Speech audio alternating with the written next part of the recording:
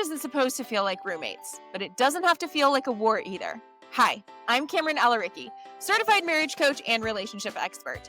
Every week on the Married and Connected podcast, I bring you real talk, hard truths, and practical tools that you can start using right away.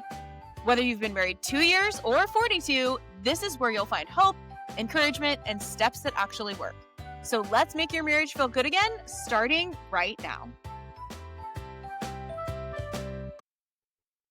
Before we jump into today's episode, I want to talk directly to the men listening. Most men aren't running away from their wives. They're running away from the man that their wives are requiring them to be.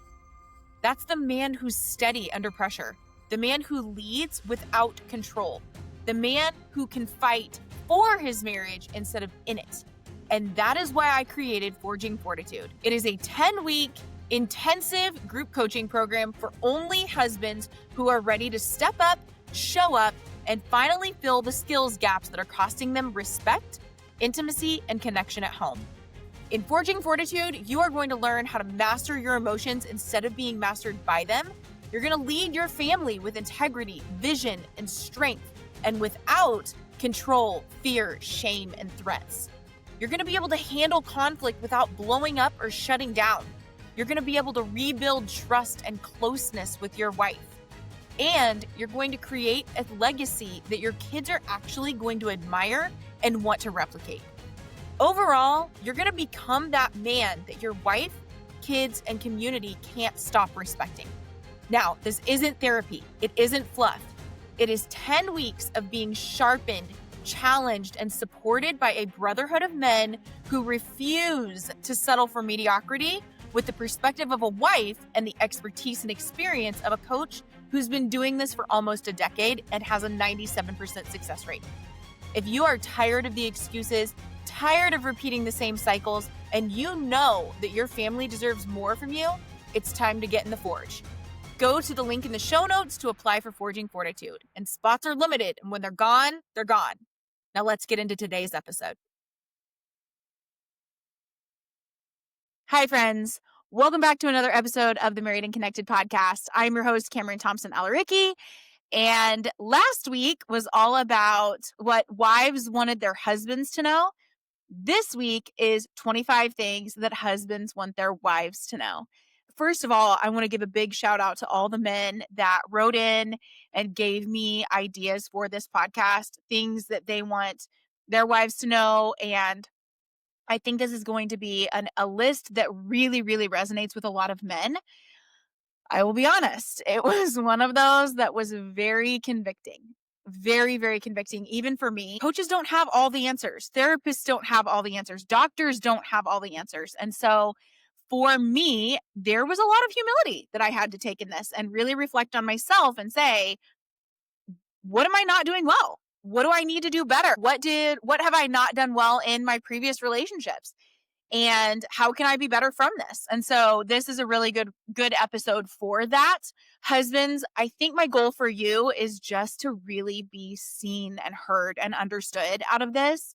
And wives, as always, for you, just to help you be better. That was my goal last week, is for wives to be seen and heard and understood, and for husbands to be better. And so we're going to flip the script this week and jump right in. So here we go. Wives, number 1, respect is not optional, public or private. If you are married to this man, you have to respect him. And I realize that for a lot of you that have a lot of hurt, you're probably going to shut this podcast off if you haven't already. Here's the thing. Husbands, to get respect, you have to be respectable. But wives, just like love is the oxygen to your soul, respect is the oxygen to your man's soul. And without it, he suffocates. And it's not just behind closed doors. It is what you say in public about your husband that carries massive weight. Now, for me, I will be very honest with you. My first marriage, I threw my husband under the bus all the time. And it's because it's what I saw growing up. It was perfectly acceptable for my mom and her friends to get together and tear down their husbands. And even if it was just snide remarks, oh yeah, if my husband ever did that, blah, blah, blah, the world would end, hell would freeze over, whatever. What you say in public carries massive weight because it turns into a mindset. It turns into a mindset that then you carry home. So when you roll your eyes, when you correct him, when you cut him down in front of others, it's a gut punch to him. And when you honor him with your words privately and publicly, he feels unstoppable. If you feel that you are the type of woman that you are cutting your husband down, and husbands, here's the thing too. This is not just women. I see this all the time from men too. I see men get together and be like, well, my wife, well, the old ball and chain, well, the boss, that is just as cutting to her as her words are to you. So this goes both ways. A lot of these, just like last week's list, goes both ways. This list goes both ways as well. A man will rise or shrink to the level of respect that he feels at home. Number 2, criticism kills effort. Constant criticism is like acid. It erodes the relationship slowly until there is absolutely nothing left. And wives often believe that they're helping by pointing out what could be better, but men hear it as, you'll never be good enough. And when a man feels like he can't win, which we're going to talk a little bit more about later in the podcast, he stops playing the game. Encouragement inspires effort. Criticism kills it. Here is something that a lot of women come to me and they're like, but my husband won't do this, or my husband won't say that, or my husband isn't trying in our relationship. They're not trying to make it better. They're not. And you're focused solely on them. The Bible even speaks to this. Proverbs 23:9 says, do not speak to fools, for they will scorn your prudent words. And the basic meaning to this is, don't waste your energy trying to convince or guide someone who refuses to listen. If they are not ready for the help, they're not in that place yet. They do not have the capacity to be better. You can go to them and you can say, hey, are you open to hearing feedback? If they're not, don't give it. Don't give it. And here's a big thing, because a lot of times what I'm going to hear, and I already know that the comments on number 1 and number 2 are going to be, well, but my husband doesn't deserve respect because he's done X, Y, and Z. Well, my husband needs me to be on his. No, he doesn't need you to be his mother. You need better boundaries. That's where that comes in. You need better boundaries. And you also may need to reconsider this relationship. If there's been so much hurt that he can't do anything right and he deserves absolutely zero respect, it may be time to call it quits. That's just, I hate divorce, but that's the long and short of it. Okay, number 3, he doesn't need another mother. Nagging, reminding, micromanaging. It doesn't feel like help. It feels like control. He didn't marry you to gain a supervisor. He married you to have a partner. And a lot of men have mother wounds. And these mother wounds unconsciously make him choose women who echo the dynamic that they had at home. But healing happens when you let him be a man, when you trust him to lead, when you trust him to fail, when you trust him to grow and figure it out without being his mother. And that means that, again, you may need to allow some natural consequences to happen, and you may need to let him fail a few times. And if that means that your family goes bankrupt, that's on him. If he took that role and he doesn't want your help, and he feels like he's pulling away every time you come to him and say, hey, I don't think this is a good idea, you can say it once. One time is all it takes. For a mature man to get the picture, one time is all you need to say. Hey, babe, can I offer some feedback? I don't feel comfortable with this. I don't feel like this is a good idea. After that, if he chooses to continue on, natural consequences. You're not mothering him if you just let natural consequences happen. You're letting him learn. But if you continue to nag at him, there's another verse in the Bible that talks about having a contentious wife, that it's better to live in the desert alone and by yourself than to have a nagging wife. Number 4, going into that mother wound. His mother wound is real. It's so real for men and women. That's next week's podcast. The mother wound refers to lasting emotional and attachment injuries that a person carries from their relationship with their mother or the primary female caregiver, because, not all of us grew up with mothers. For men, this can show up as fear of rejection, perfectionism, chronic validation seeking, either from other women or from outside sources in general, or the unconscious pattern of selecting partners who replay familiar early dynamics. And for some men, mom was completely absent. She was super critical or impossible to please, and that wound shapes how he shows up in marriage. Now, if you step into that mom role and you mother him too much, you're triggering the very pain that he's been carrying since boyhood. And what heals him is when you affirm him as a man, and also when he works through that and gets help, which is what Forging Fortitude is all about. And when you're affirming him as a man and not just another child you have to manage, but the partner you trust, then that's when healing in your relationship begins. Number 5, he lives with quiet shame. Most men carry an invisible backpack filled with huge boulders of shame and fear. Fear of failing, fear of not providing, fear of not being enough. And culture tells him, you have to be strong.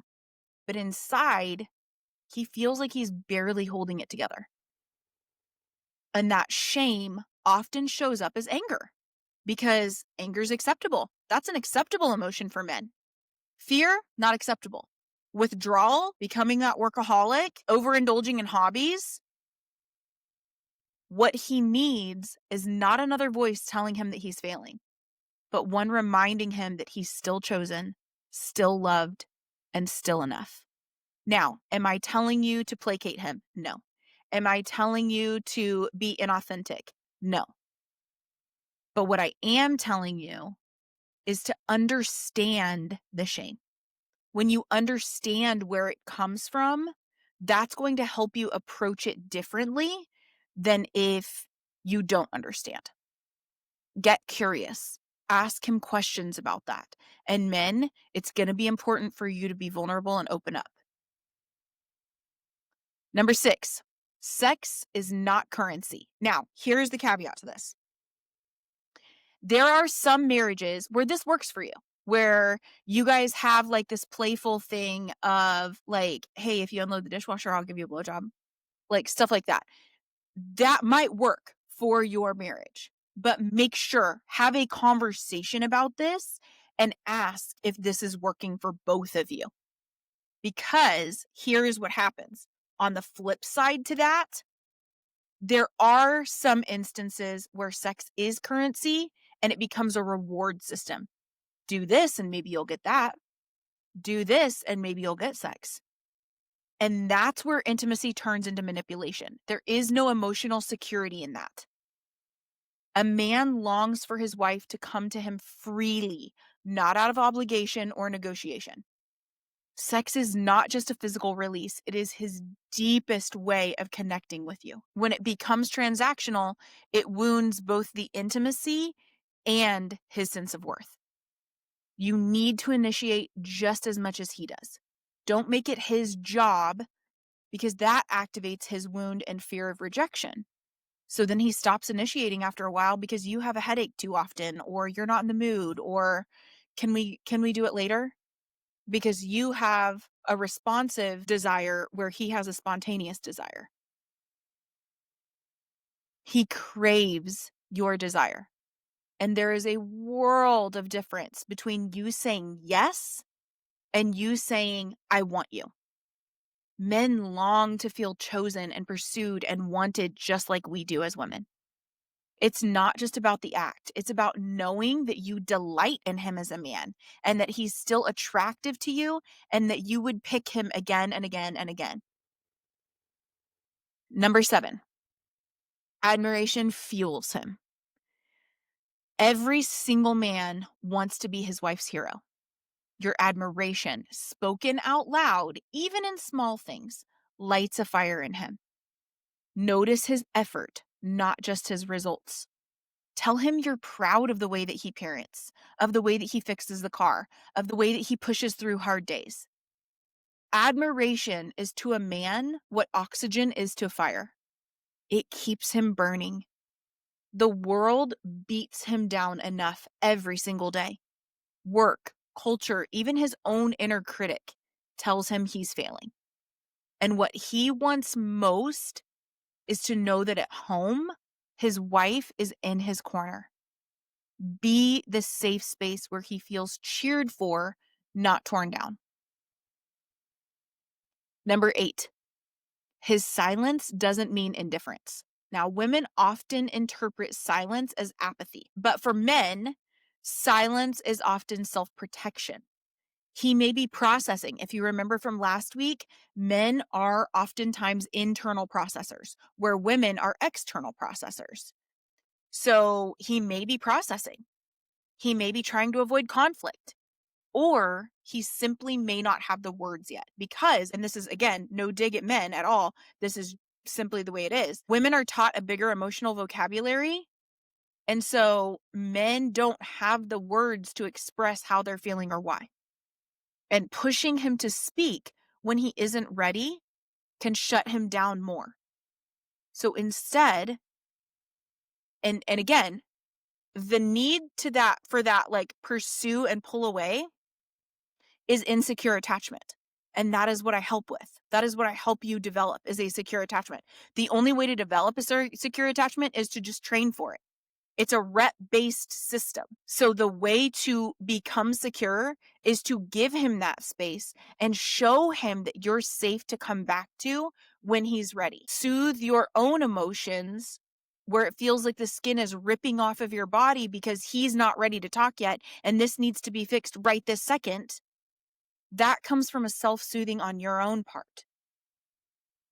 It comes from his part to process what's happening and then come to you so that you can co-regulate. But he has to have that space first. Number 9, he needs emotional safety too, even if he doesn't say it. And I would argue that especially if he doesn't say it. Men want to open up, but most of them grew up without emotional permission to do it. So from the time that they were little, they were told things like, man up, don't cry, be strong. Those messages taught him that vulnerability equals weakness.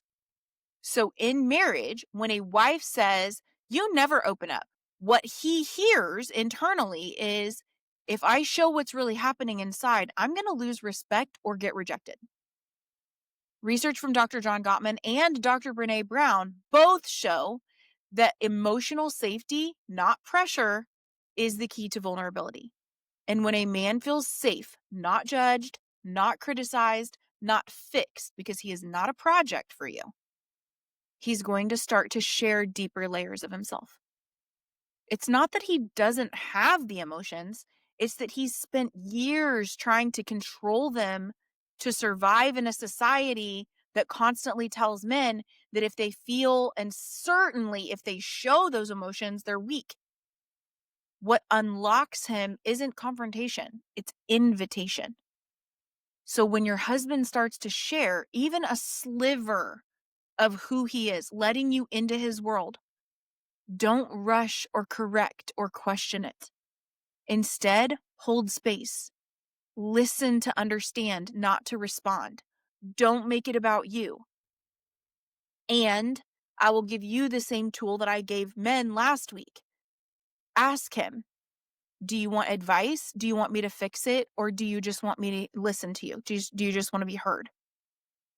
And when he's done, thank him for trusting you. That moment of safety does more to build intimacy than 1,000 conversations about feelings. Emotional safety is to a man what emotional connection is to a woman. Both are love, they're just in different languages. Number 10, words matter, tone matters more. 90% of arguments are started because of tone. Only 10% are ever started because of content. So you can say, I need help with the kids in 2 ways. One sounds like an attack. The other sounds like an invitation. Tone is the difference between a fight and teamwork. I need help with the kids. Or, hey, I need help with the kids. Tone is the difference. Men are especially sensitive to criticism and contempt. Women are more sensitive to contempt, but not as much criticism, because that's what we've lived with our whole life. But anytime you mock him, anytime you use sarcasm in a cutting way, not in a joking way, or disrespect in your voice, he is going to shut down faster than anything. Or it makes him feel like you're his competition rather than his partner. Number 11, he feels pressure that you're never going to see. Provide, protect, perform. Those 3 words dominate his mind more than he will ever admit. Every bill, every broken appliance, every broken car, every time the check engine light on your car has been going on for 6 months and you didn't say anything, every unexpected challenge weighs on him like a scoreboard that he's trying to keep up with. And then there's added pressure that you need him to help with bath time, help with housework, change diapers, read bedtime stories, mow the yard, fix the cars, hold the space for your emotions, track your cycle and respond accordingly, and be your therapist. That pressure doesn't always show up as words, but it's always humming in the background. Be mindful of that.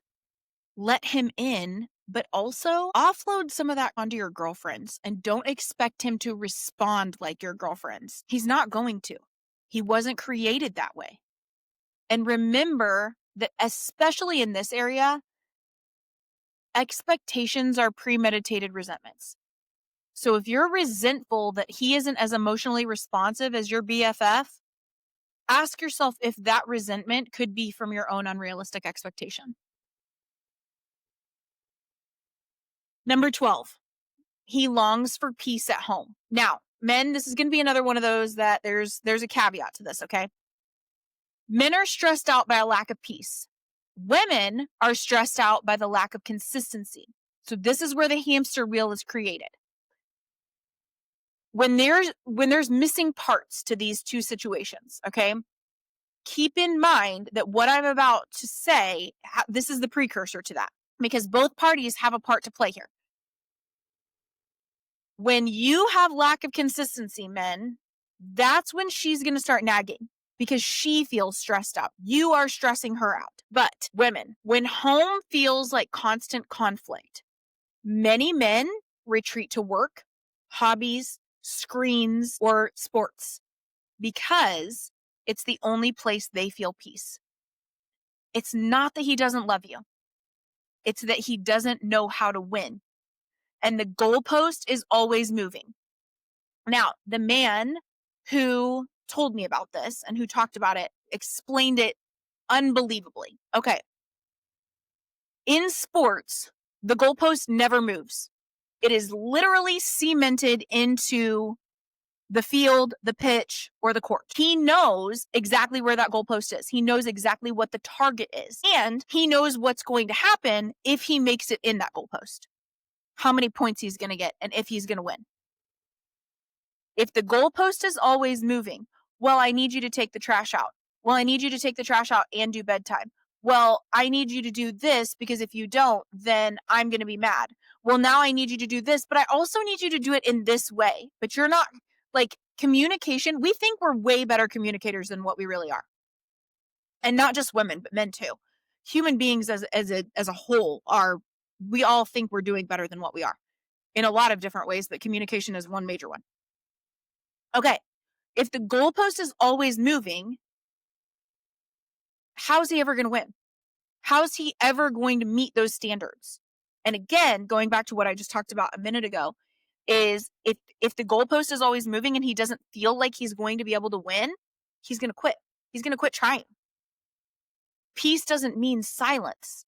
It means a tone in the marriage where safety outweighs strife. If the goalpost is always moving, there's no safety in that. He has to know what the expectation is and how to meet it and what he's going to get if it does. The goal needs to be, if you do X, here's how I'm always going to react. And if I always react this way in a safe way and in an emotionally sober way, then we're going to be able to talk about it this way. We're going to be able to change the dynamic in our home by setting a new boundary or offloading some things to our kids, or we're going to be able to work through it as a team. That's what I'm saying here. Okay, number 13. He needs your forgiveness. He knows he's going to get it wrong. He knows he's going to hurt you. It's not intentional. It's human. And when forgiveness is withheld, that shame that he feels, those boulders that he carries in that invisible backpack, grows. But when forgiveness flows quickly, which is what we're called to do anyway, it creates a marriage where he can risk vulnerability without fear of punishment. Now, men, the caveat here is you can't ask for forgiveness and then continue to do the same things over and over and over again, because that's manipulation as well. But forgiveness says, I still choose us. And this is why I teach that 5-finger apology so early on in marriage coaching. I'm sorry for, I know it impacted you in this way. In the future, I will you forgive me? That will you forgive me part gives him an opportunity to learn from the mistake instead of shaming himself day after day after day for being human. And here is the deal. Just like you ladies, if your constant inner dialogue is negative, the constant outer dialogue to the people in your home is also going to be negative. If the constant inner dialogue is positive and you're proud of yourself and you have confidence, the constant outer dialogue to your spouse and to your children also going to be positive. Now, obviously, if there's been big ruptures in your marriage, infidelity, lying, etc., that forgiveness is going to take years. And without consistent changed behavior, asking for forgiveness is just manipulation. When a couple comes to me and they have had massive ruptures like this, like infidelity or lying, the first thing that I ask them is, do you have 2 years?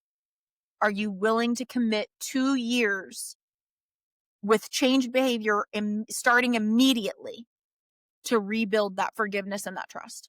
If you don't, you need to get a divorce, because it's going to take a minimum of 2 years to change that. Number 14, affection isn't only about sex. A hand on his shoulder. The number one thing that men said that they loved the most is when women scratch the back of their head or like rub the back of their neck when they're driving. Kiss him when you pass him in the kitchen. A smile from across the room. These small touches say, I see you and I like you. Affection in the everyday is what keeps intimacy alive between the sheets. Bring him flowers. Send him an edible arrangement or cookies at the office for an accomplishment. Show him the affection that you want, because he needs it just as much and maybe more than what you do. Number 15, he notices when you compare. So just like we can't live up to being compared on social media, he can't live up to being compared to your dad, your friend's husband, or even a fictional character from your romance novel. When he hears, why can't you be more like him? Or, well, so-and-so does it this way. Or, I'll just get so-and-so to do it. These are some of the most crushing phrases to a man. Because when you are comparing him, it all lands the same. You're not enough. Just like when he's liking pictures of other women on Instagram, or he's commenting on Facebook, or he's liking their pictures on Facebook, or any social media, it lands the same to women. You're not enough. These women are better than you. Your comments and your comparisons are the same for him. Comparisons, no matter how they fall, breed insecurity, not change. Number 16, he needs freedom to fail. Men are raised most often in a performance-based culture where mistakes mean weakness and weakness equals rejection. In marriage, that mindset can silently destroy intimacy. A husband who fears criticism, mockery, or emotional withdrawal when he messes up is going to stop taking initiative altogether. Not because he doesn't care, but because he doesn't feel safe to get it wrong. If your husband is a perfectionist His parents created that within him, but instead of helping him heal that, you're adding to it. Dr. John Gottman's research shows that when men experience contempt or constant correction from partners, they emotionally shut down as a defense mechanism. And that disconnection is one of the strongest predictors of divorce. On the flip side, when wives respond with empathy, curiosity, or even light humor in moments of frustration, it signals psychological safety. And when a man knows that he can fail and still be loved, he is going to try harder, he's going to lead better, and he's going to show up with his whole heart. Now, again, yes, that takes maturity on his part, but it also takes effort on yours. It's not about letting him off the hook. It's about building a marriage that invites courage instead of fear, because you're also going to want the ability to mess up because you're human. He needs the same thing. The bar can't be higher for him than it is for you. And it can't be higher for him than what you're willing to live into. Because as I talked about last week, that's hypocrisy. If every mistake earns a lecture, he's going to stop trying. A man can only take so much correction before he decides, why bother? Giving him freedom to fail creates space for growth and a deeper sense of partnership. Number 17, he is wired to provide, and he fears that it's never enough. Doesn't matter if he makes $40K or $400K a year. Men almost always feel like they're falling short. And that is why affirming his effort is crucial. It's not about the number in the bank. It is about you seeing his sacrifice and saying, I see you providing for us. And there's no magic study that says a husband whose wife supports him makes 30% more salary. Not yet, anyway. But multiple strong studies show that men whose wives are conscientious and emotionally supportive and also reduce home stress do tend to earn more. They get more promotions and better promotions. They work better hours and they report higher job satisfaction. One study found that marriage itself is associated with an 18 to 19% earnings increase, which is largely through more work effort. Not more work time, but better effort while they are at work. Another found that a spouse's conscientious personality independently predicts promotions and raises. So while we can't quantify emotional encouragement alone, the aggregate evidence says that being supported at home matters a lot in concrete financial ways and not just emotional ones. So if you want your husband to be more financially successful, be the queen that empowers him and pushes him up instead of always pulling him down and only focusing on the negative. Number 18, he needs your curiosity. Men rarely get asked, what's on your heart? Or what do you need right now?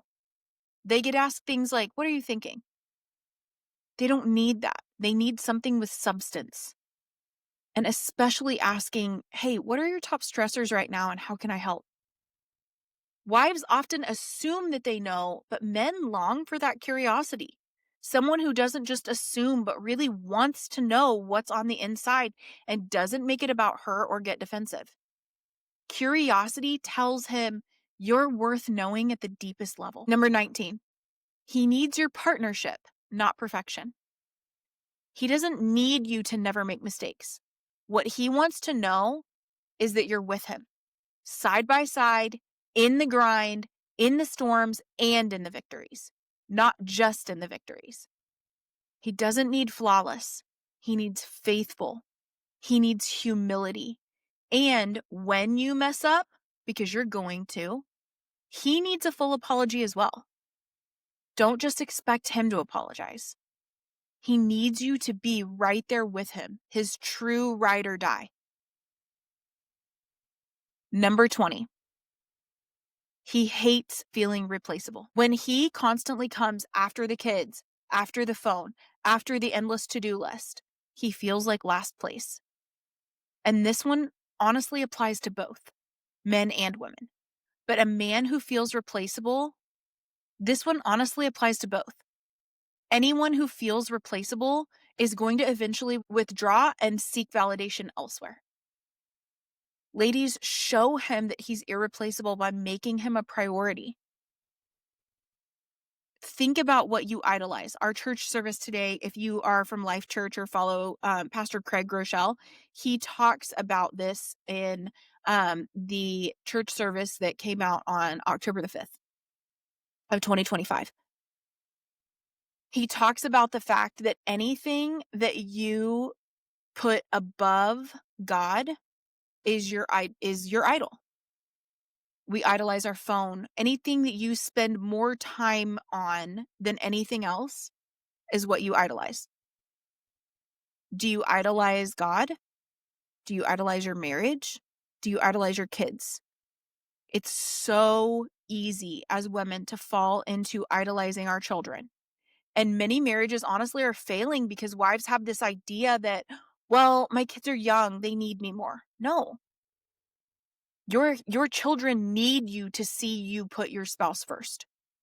Your children can wait. I mean, obviously, if they're like infants, they can't.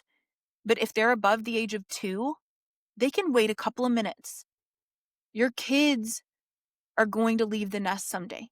And you can't expect your husband to just come running back to you and be like, okay, we're going to have a great marriage now. If he's been neglected for a decade or even 2 because you idolized being a mother before your relationship with God and then before your marriage.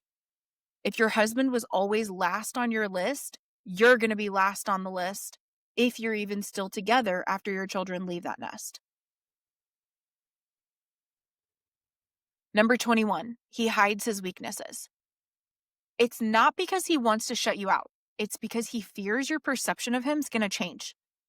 If you respond with compassion instead of criticism when he shares his weaknesses, that's when you open the door to intimacy, and a lot deeper intimacy at that. He needs to know that whatever he shares with you isn't going to alter your view of him, that you're still going to respect him. You're still going to love him. You're still going to be there with him in the trenches. Number 22, he needs play, not just pressure. Bills, chores, schedules. It's easy for life to become all work. And all work and no play make people very dull. Men still crave play, laughter, fun, adventure. They need to be able to go out and conquer. They need to be able to go out and have fun. He fell in love with a girl who made life lighter, and he still needs her. He also needs a circle of men that challenge him to be better, that pour into him, that teach him how to be a better spouse, how to be a better parent, how to be better at business, how to give him ideas. Men that he can go on guys' trips with, that he can let loose with and have a good time without you calling, texting every 10 minutes. He doesn't need you worrying about where he is and who he's with and what he's doing and needing a play-by-play every 10 seconds. And he doesn't need you grilling him when he gets home. You need the same thing. You need to be able to go on girls' trips too.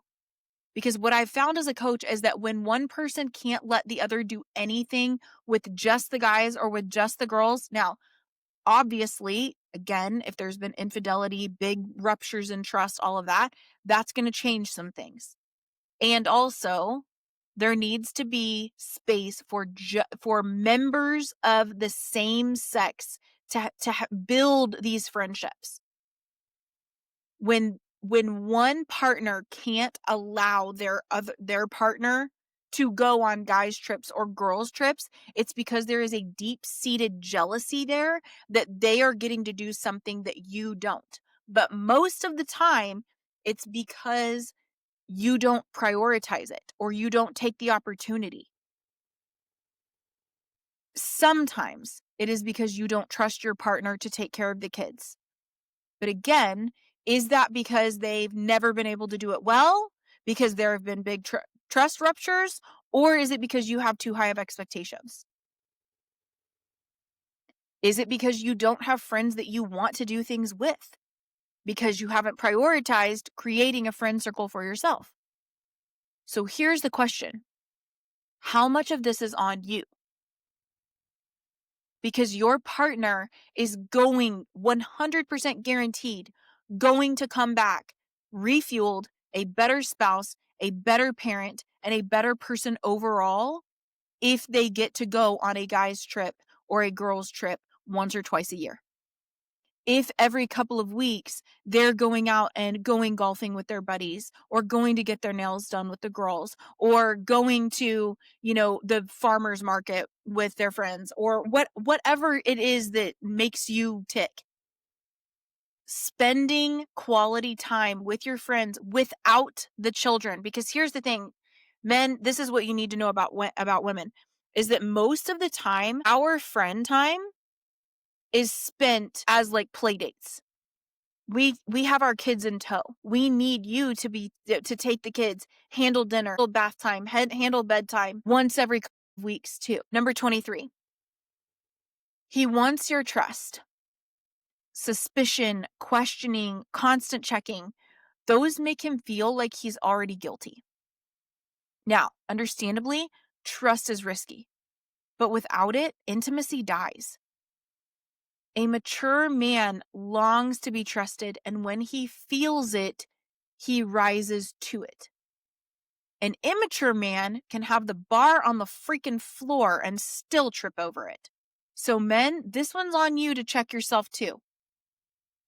But also, this may need some deeper coaching. And here's why.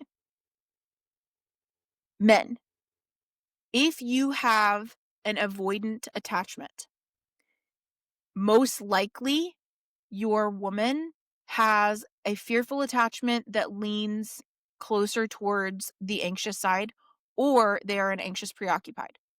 Now, here's what that means. If they are coming to you, so picture this infinity symbol. In the top right loop of the infinity symbol, this is where your anxious preoccupied is going to go to you and start questioning, blaming, shaming, guilt tripping, all of these questions. Now, it doesn't start out that way. It just starts out as questions.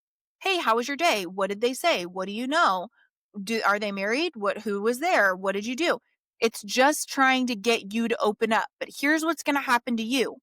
And again, this is why Forging Fortitude was created, so that you guys can get over this, so that you guys can work through this, and so that I can help you rewire your brain to do something different. So men, here's what you hear. When your wife comes to you, we're just going to say she's the anxious preoccupied, you're the avoidant. All right. She's going to come to you. She's going to start asking you questions. Well, who was there? What was going on? All these questions that I just mentioned. In your brain, it goes, why are you interrogating me right now? What is happening? She's not interrogating you. She's simply trying to connect through conversation. You get angry or sad. The way you cope with that, drugs, alcohol, social media, hobbies, you avoid. You start avoiding because that's what you do. You numb out. You don't want to feel angry. You don't want to feel sad. So you numb out instead. Which then, so you're going up the left side of the infinity symbol. Now you're going down into the middle, down to the lower right. The way that she interprets that, so just like you interpreted her questioning as interrogation, the way she interprets that is, I can't trust him. He doesn't care. He doesn't love me anymore. We're getting a divorce. So she starts pursuing more because now she's angry and sad. Same emotions, different way of coping with these emotions. So what does she do? She blames, she shames, she questions, she criticizes more, trying to connect with you. Because just like you've been taught to shut your emotions down, she's been taught to pursue and criticize and question and a little bit more. Both of you are trying to get your needs met, but neither of you are understanding why the other person is doing what they're doing. And now you're on the loop of doom. She doesn't trust you. You don't trust her. There's no emotional safety for either of you. Neither of your emotions are getting met. Both of you are sad and angry, but it's coming out in different ways. She's pursuing you more. You're numbing out more. You're avoiding more. This is where you need deeper coaching. If you just resonated with the loop that I just explained, that is where you need coaching. I've got one-on-one sessions available. I am graduating 5 couples this month. I have 4 spots left. I also have a few spots left in Forging Fortitude. If what I just described is you, jump into one of those. Because here's the thing. It doesn't mean that your relationship is wrong for you. You're going to do that no matter who you're with. It's just the nature of the beast. But if you don't fix it, you're going to continue it until you're on your deathbed. Number 24, he wishes you understood how much his identity is tied to his contribution. For most men, doing equals being. It's not cultural. It's not just cultural. It's biological, and it's also social conditioning. So from a very young age, very young, men are taught that their worth comes from what they provide, build, or achieve. Now, studies from the Pew Research Center and the American Psychological Association show that men who feel like this, like they're not contributing enough financially, emotionally, or practically, experience higher rates of depression, withdrawal, and resentment. Now, resentment is always 100% of the time because of an expectation that you had that wasn't met. Either because it was unspoken, because you didn't communicate it well enough, or because your partner just simply couldn't or didn't meet it. So that's yours to work through. But either way, these are the things that are experienced in higher rates of depression from men. In marriage, that means that when a husband senses that his efforts aren't recognized, or worse, they're dismissed, it cuts directly into his sense of identity. This isn't ego, it's survival. He wants to feel like he is needed, not because his wife can't live without him, but because his presence and effort matter. When you affirm his contributions, big or small, you aren't inflating his pride. You're grounding his purpose. You are reminding him that he matters here, that he has purpose here, that he is building a legacy here, that what he is building with you is worth the effort, that when he is building that legacy, that it is worth the effort. Men don't want to just be loved for who they are. They also want to be respected for what they do, and both together make them feel truly seen. Now, here's where it gets tricky. A lot of men want respect in their marriage, but respect isn't owed, it's earned. You can't demand it just because you're the man.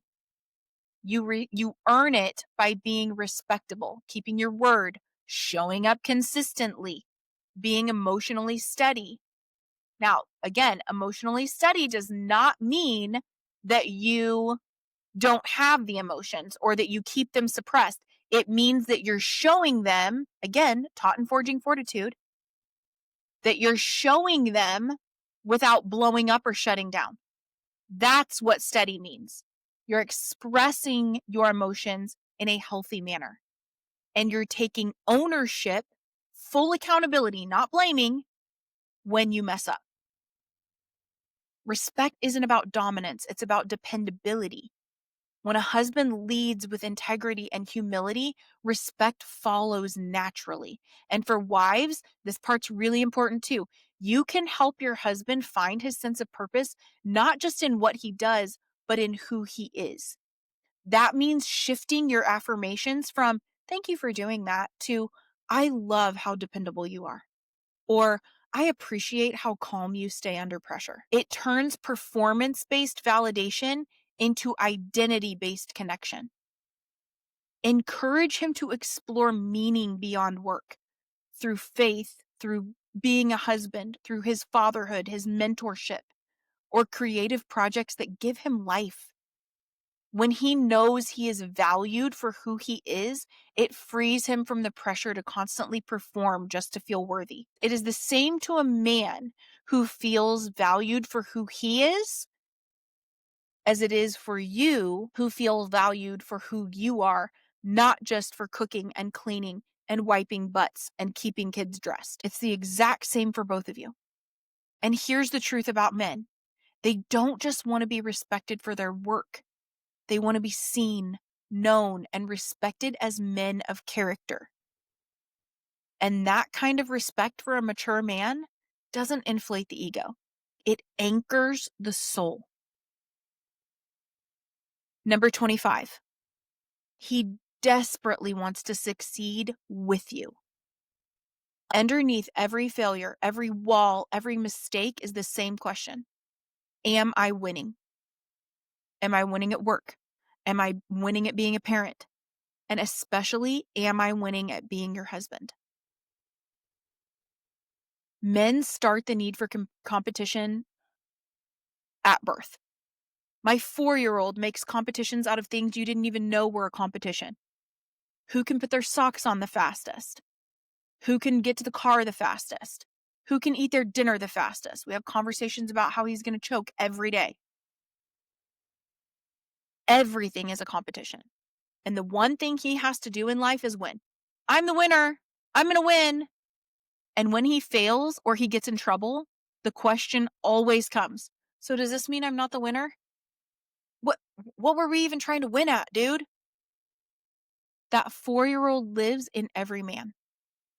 And when your husband asks this question of, am I winning at being your husband? The answer you give through your words, through your tone, through your actions will shape the man he becomes. Men, if you listen to this and thought, yes, finally I feel seen, understood, and heard, share this with your wife. Share it with a friend so that they can also feel seen and heard and understood. And so they can share it with their wives. And if you listened and thought, oof, I need some work. I need to do some work on my maturity, on my shame, on expressing my emotions better, in being a better spouse, so that I can win at being my wife's husband. I've mentioned it like 18 times, but Forging Fortitude is open for one more week, and I have only a few spots left. So check the show notes and get your seat saved now. Wives, if you had a few gut check moments in this, don't worry, I did too. And the great news is that we know where we need to do the work. And if you need help with that, I am taking 3 one-on-one coaching clients to help wives become better spouses right now. Email me at coaching@recognizingpotential.com for more info on that. If you loved this episode, please share it on your socials and tag me at married.and.connected, and please leave a review. Reviews help me and they help the show get out to more people so that they can better their marriages as well. Until next week, stay married and connected. This podcast is for educational purposes only and is not a substitute for professional counseling or therapy. Every couple story is unique, so take what's helpful and leave the rest. By listening to this podcast, you acknowledge that neither I, Kameran Alareqi, Married and Connected, or Recognizing Potential Coaching are responsible for any outcomes related to what you apply from this show, especially if you are not a client of mine.